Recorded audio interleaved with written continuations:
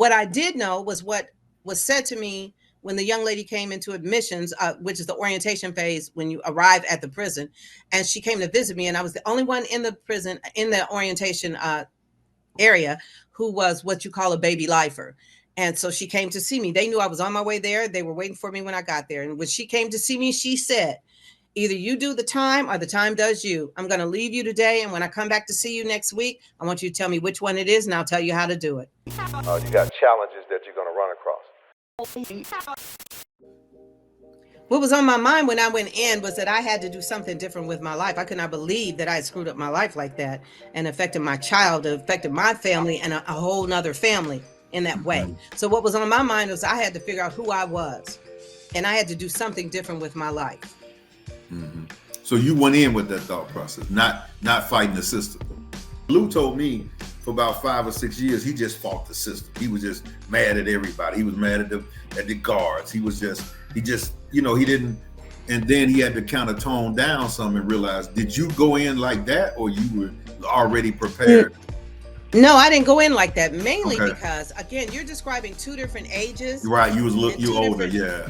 Exactly. Yeah, I went in at the age of 34. Right. It's a whole different mindset. Yeah, you're right. I had. You're right. An entirely different mindset. I was not angry at anyone except myself. Right. I was taking total accountability and responsibility for what happened.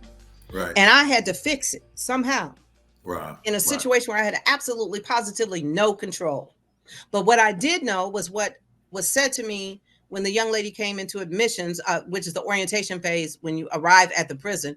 And she came to visit me, and I was the only one in the prison, in the orientation area, who was what you call a baby lifer. And so she came to see me. They knew I was on my way there. They were waiting for me when I got there. And when she came to see me, she said, either you do the time or the time does you. I'm going to leave you today. And when I come back to see you next week, I want you to tell me which one it is, and I'll tell you how to do it. And I had a choice to make. I sat there. All you had time to do was think. And as a 34-year-old woman, my thought process was a whole lot different. Wow. Yeah. Lou was a baby. He was 19. He was a baby. Yeah, he was just a baby. Yeah. And what people don't realize is that when they come in at young ages, especially when you put them in an adult facility, they freeze at that point. Their maturity level freezes right there. Right. Right. If you don't do something about it. So that's something that the system needs to be more aware of. Young people like that should not be in the prison system. In a women's prison, when you bring them in, we mother them. That does not happen in a men's prison. How can it? They don't have that maternal instinct, for one thing. But if you want them to be a better person when they get out, then you've got to realize what you have coming in. For me, as I said, I was an adult, so it was different. Yeah, let's talk about that. So give me some points or some things that you feel like the system is slacking in, and that you know they need to change, or things that they, you know, since from the time you got out, you know that, wait a minute, if this had happened. And then also tell me if you think it's even possible, because it's a lot of times, you know, something that's they've been doing it that way for a long time. They don't want to change. So what would you say the most important thing that the system needs to look at for people going inside the prison? The main thing that the system needs to look at for people going inside is that they are human beings. So what would you do with your own child at that age? How would you talk to them? How would you speak to them? How would you get through to them? That's the same way you have to deal with those individuals coming in, whatever ages they're coming in at. When you're speaking about the fact that programming was not attended or people didn't do these programs, the institution needs to ask, why aren't they doing these programs? Maybe we need to stop trying to figure out what they need and actually ask them what they need. Actually listen to them to determine, to assess what they need. Right. You can't assume that you know what this individual needs when you never walked a mile in their shoes. Right. So if you take those people and you lump them all together and you decide all of you need to just sit here 8 hours a day, and I'm going to pay you 32 cents, and I'm going to call you by a number and tell you, don't look me directly in my eye. And then when you get out in 2 years, you better succeed. They say that, don't look me directly in my eyes? Well, they do that with the men. They don't do that with the women, but they do that with the men. And the only reason I know that is because staff that came to our facility, that came from men's facilities that closed down, they would try that on us, and we would go straight to the warden like, he just told me not to look at him and to do this and to do that, because that's how they had spoken to the men. You can't treat people like that and then expect when you do release them for them to just mingle right into society and be a success. You Well, spend all your time making it an art to demean and degrade them, to tell them that they were nothing, to show them they were of no value because you paid them 32 cents an hour, to do something that on the street they would have made $20 for. Then when they get out, they can't even get the job with that company that they did all that work for at 32 cents an hour. They can't even get a job with that company sweeping the floor. wow. Uh, So you're giving them mixed messages. So things that they could do differently, keep it real.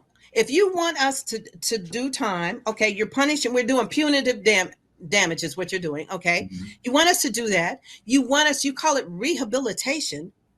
Rehabilitation means that you're doing something to ensure that that person comes out and is able to transition successfully from the mindset that they originally had to a better one. Okay. That's not what you're doing. You're doing reform. You cannot do both. So, So but as a system, they need to decide which are we and stick to it. well, your honest opinion, do you think they really care, or are they just pushing people out? I mean, how do you get them to start caring? How do you get them to really start saying, taking in consideration some of the stuff that you're saying? Because it seems like they don't really care. They just push you back out, and if you come back in, we got space for you or something. Tony, I want to be perfectly honest with you. First and foremost, it's not their place to care. Okay. Okay. It's their place to come in and clock out. Okay. Now, the ones that need to care are the ones who own the prisons, Okay. the hierarchy. Those are the ones that need to care.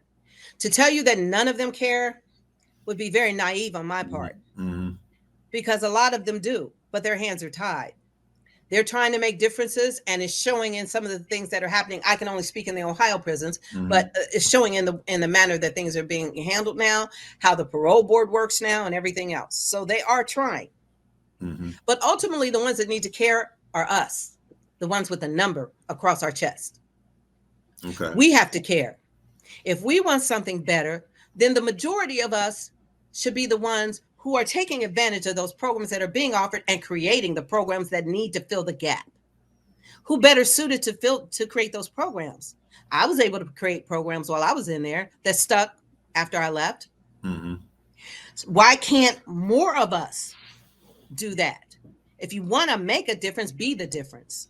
Mm-hmm. I don't blame other people for what I was not able to take advantage of in prison any more than I blame society for me being Black.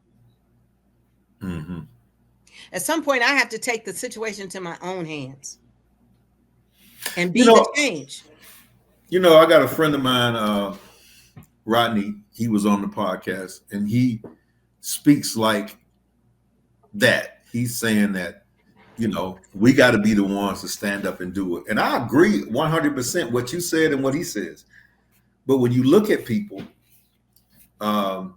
that's one of the biggest challenges, is getting them to change and change their whole thought process. So They don't most have of to the time, change their thought process. They just have to take accountability.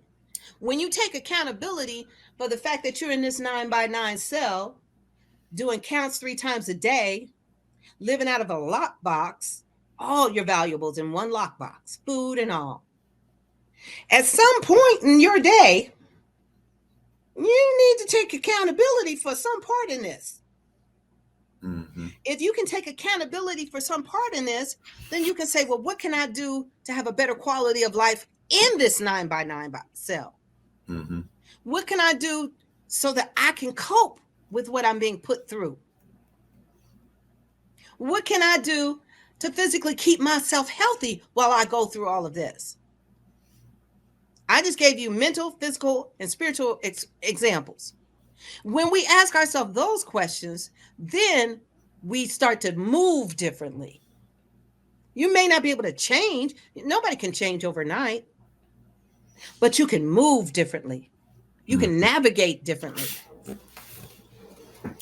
Because no matter where I am, you will not take my mental, my physical, and my spiritual from me. I will not allow you to do it. But I can't expect everyone else to be like that. But if more of us in there were like that, then they'd be like, wait a minute, we need to be trying. Well, what is it that you're doing?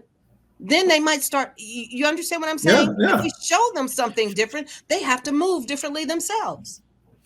But I think you, and I could be wrong, I think you came in probably with that thought process. A lot of these folks are not. They're just you. I mean, you sound like that you were this person before you went in. You know what I'm saying? It ain't like you came in and all the courses made you. It sounded like you were right there. You just got The the courses information. don't make you. That's the mistake they make, Tony. And I'm so glad you said that. They Okay. make the mistake thinking that the courses will make us a better person. No, they won't. What makes us a better person is the choices are the choices that we make. Mm-hmm.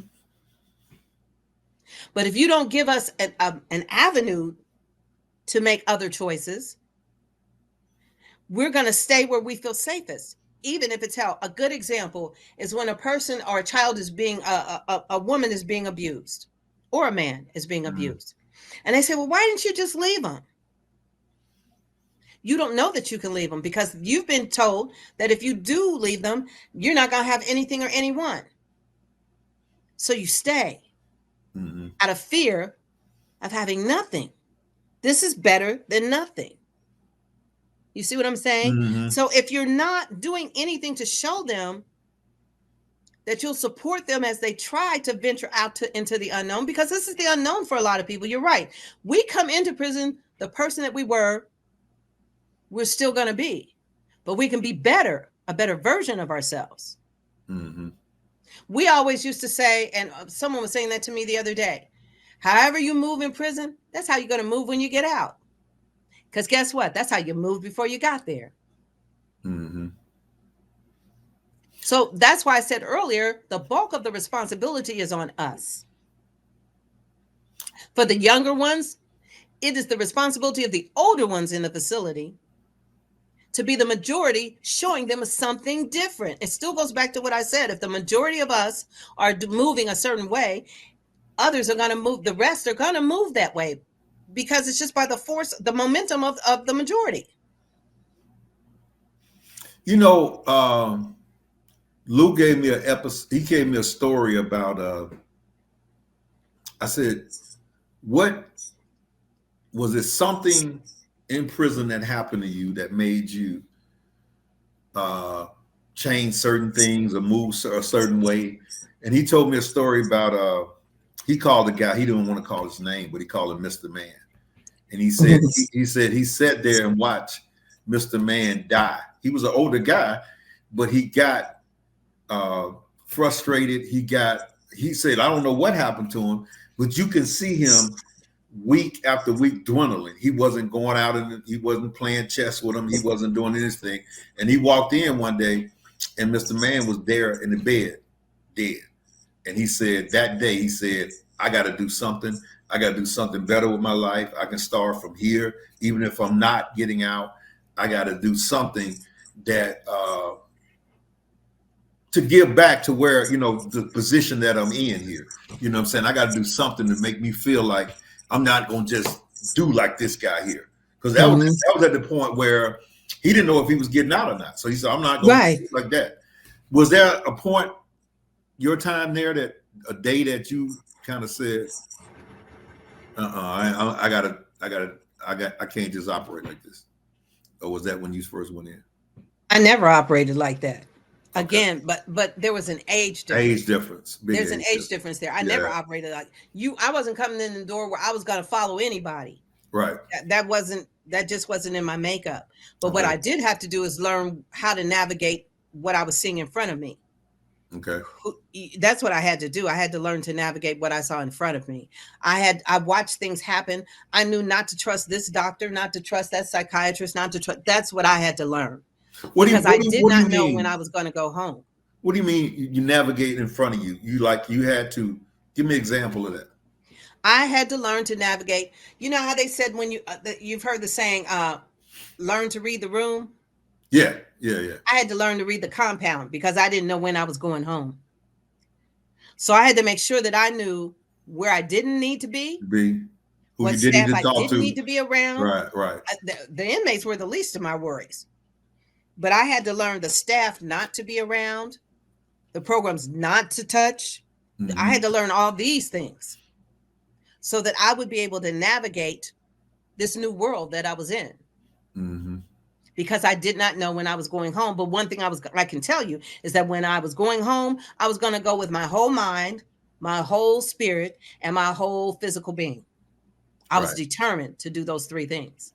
So are you currently doing something where you're using that thought process now with people, or are you going back into the prisons, or are you doing something outside where that kind of conversation is being had? Because it seems like, I mean, you really know what you're talking about. So we should be teaching that somewhere. Are you doing anything like that? Make sure that you like and subscribe and hit the all button and all that kind of stuff, because we're going to have a lot of good interviews on this podcast.